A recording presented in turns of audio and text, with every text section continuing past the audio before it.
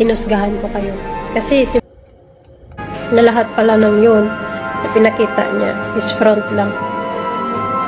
Grabe. At isa pa, ba't ako naging BBM na ngayon? Saludo ako kay BBM. Parang nasabi ko sa sarili ko, nagsisi ako na hate ko dati yung Marcos. Alam mo, pag makikita ko nga yung mga videos ni Apulacay, ni BBM, naiiyak ako. At nasasabi ko sa sarili ko na sorry kasi hinusgahan ko kayo. Kasi simula pa, diba, sa school, sa libro, parang pinapalabas masama yung martial law, ganito yung martial law. Parang tinatanim sa isip at puso ng bawat tao na Pilipino na masama ang mga Marcos gawa ng martial law. Pero grabe, ang galing pala nila mamuno ng bansa. Sadya lang silang Pero sana, tayo din, nagising na tayo lahat sa katotohanan. Matuto tayong rumispeto kung sinong nakaupo. Respetuhin natin. Sana wag natin kalimutan. Mga DDS, lalo na kayo, grabe kayo magmura. Kahit sa akin ngayon, sa comment ko dyan, grabe. Naka-filtered lang. Pero sobrang daming harsh comments. Pero sana mga DDS, huwag nyo kalimutan, maging mabait. Huwag nyo kalimutan na tinuro sa inyo ng magandang asal. Huwag kayong pumayag na lamunin kayo ng galit. Okay lang, kahit magkaiba tayo na sinusuportahan. Pero huwag nyo kalimutan, Pilipino ka, Pilipino ako. At huwag mong kalimutan ang magandang asal na tinuro sa'yo ng magulang. Anong tanging dahilan po? Bakit na bagong suporta mo kabayan? Aslam po. Hi po. Sasagutin ko po yung tanong mo, ma'am.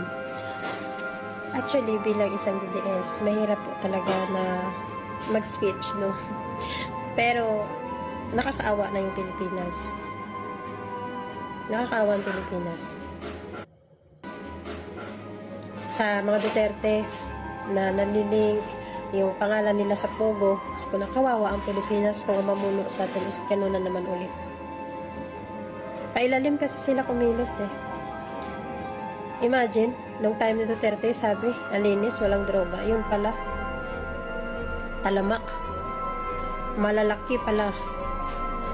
Kaya pala, pinapatay lang yung mga maliliit lang. Walang mahuli-huling drug lord. BFF pala. Nalilink yung pangalan nila sa mga droga, di ba? Kaya una, hindi ako makapaniwala.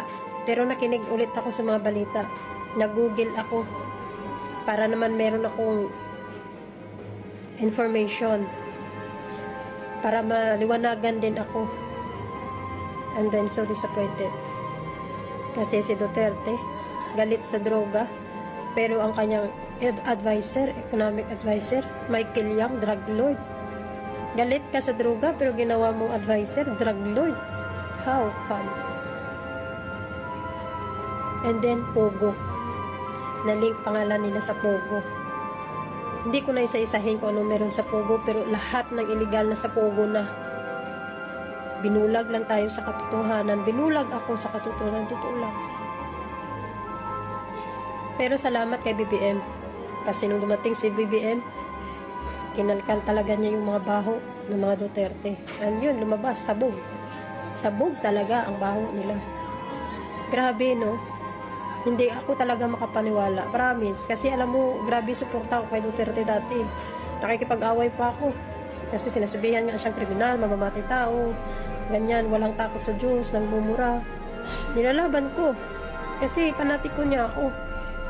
Pero nakakalungkot lang na lahat pala ng yun na pinakita niya is front lang. Grabe mo. Ba't ako naging BBM na ngayon? Saludo ako kay BBM. Ang lakas ng loob niya. Harapin lahat ng masasakit, masasama, lahat ng paninira, lahat ng pagmumura, kawalang-yaan na ginawa ng Duterte sa kanya, niyurakan ng pagkatao niya, lahat-lahat na sinabi na sa kanya na hindi maganda, lahat ng masakit na salita. Pero ang bait niya, hindi gumanti. Hindi siya gumanti sa kahit kanino man.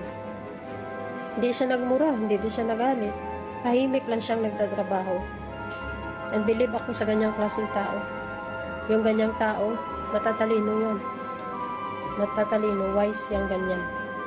Kasi sabi nga nila, yung maiingay, yun yung mga walang laman o utak. Pero yung mga tahimik, yun yung totoong matatalino. Saludo kay BBM. nilaban ang West Philippine Sea. Anong sabi niya? Ni Duterte, dati, itamigay na lang namin naman tayong dagat. Dagat lang yan, tubig lang yan. See?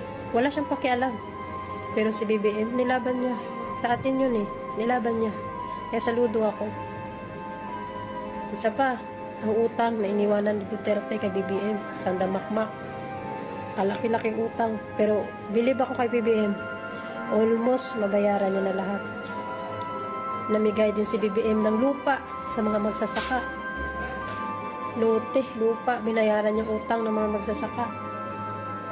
Believe ako. Unang nakita ko yun, sabi ko, wow. Kasi magsasaka din kami. Imagine. Pero hindi kami nakatanggap ng lupa ni BBM, ha. Nakita ko lang.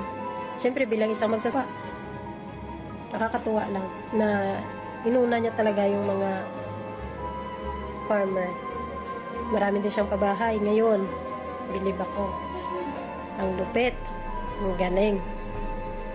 Tahimik na nagtatrabaho. Maraming tulay na pinapagawa. Airports. Diba? Grabe ang galing. Pahanga talaga ako. Parang nasabi ko sa sarili ko, nagsisi ako na hate ko dati yung Marcos. Alam mo, pag makikita ko nga yung mga videos ni Apulakay, ni BBM, naiiyak ako.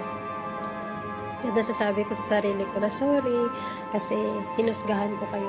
Kasi simula pa, diba, sa school, sa libro, parang pinapalabas masama yung martial law, ganito yung martial law. Parang tinatanim sa isip at puso ng bawat tao na Pilipino na masama ang mga Marcos gawa ng martial law. Pero grabe, ang galing pala nila mamuno ng bansa. Sadya lang silang sinisiraan. Pero sana tayo din, nagising na tayo lahat sa katotohanan. Matuto tayong rumispeto kung sinong nakaupo. Respetuhin natin. Sana wag natin kalimutan. Mga DDS, lalo na kayo, grabe kayo magmura. Kahit sa akin ngayon, comment ko dyan, grabe. Naka-filtered lang. Pero sobrang daming harsh comments. Pero sana mga DDS, huwag niyong kalimutan, maging mabait.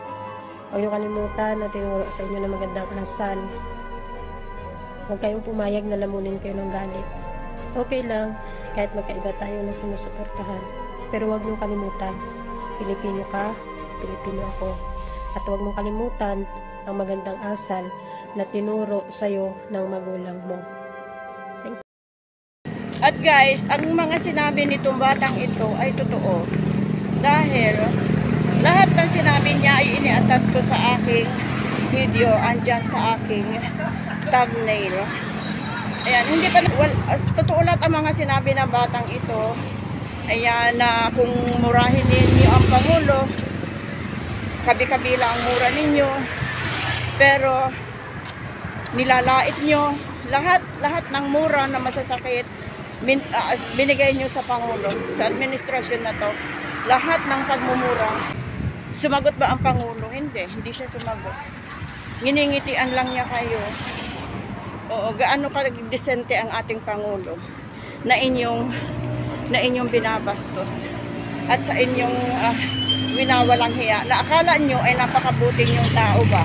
Ito lang naman ang aking comment. Okay, reaction ko lang ito dito sa bata na nagsalita na dating DDS at ngayon ay PBBM na. At nakita niya kung ano talaga ang nangyayari, kung ano ang totoo sa mga administration dati. Pero sa isang banda, alam niyo ba guys, mabuti na ang nangyaring ganito at naging Pangulo siya.